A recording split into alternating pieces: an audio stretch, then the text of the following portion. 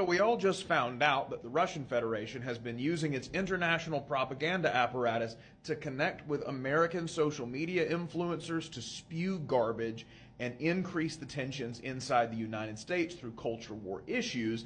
And I can't help but be reminded of the last time an aggressive militarized dictatorship used this exact same tactic against the United States. Today, friends, we are going to learn about the America First movement.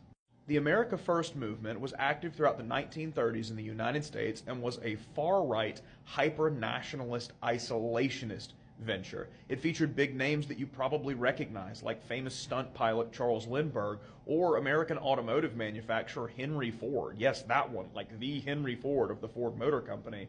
And these figureheads, along with many U.S. politicians, are operating a drumbeat of far-right nationalist sympathies through the America First movement, which conducted rallies, purchased campaign memorabilia, sponsored political leaders, and engaged as a sort of cultural catch-all for anybody who wanted to oppose American intervention in the Second World War and the New Deal.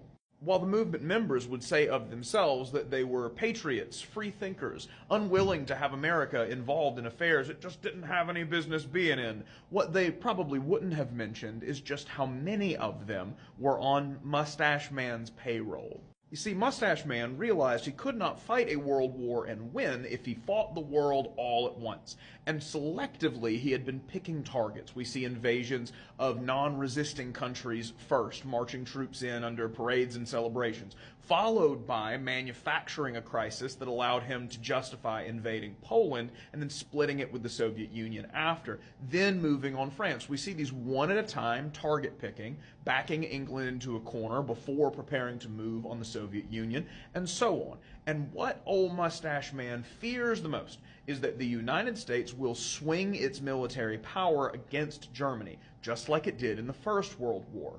And this propaganda operation inside the United States engages with all aspects of American culture that it can get its hands on, designed to enhance domestic problems and domestic disputes at home, to paralyze the Congress and paralyze the American public will, that it could not engage in the world abroad.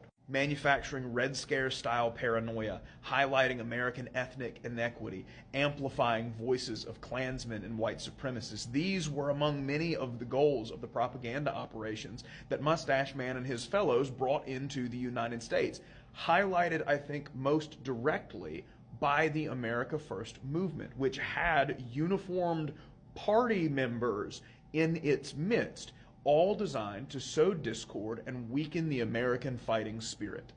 And it worked. It was largely successful until the Japanese attack on Pearl Harbor, which drew the United States into the war and led immediately, like within days immediately, to the dissolution of the America First coalition. Ain't it funny or scary how history rhymes sometimes? Anyway, let me know in the comments what you think, and I will see you next time. Thanks for sticking around.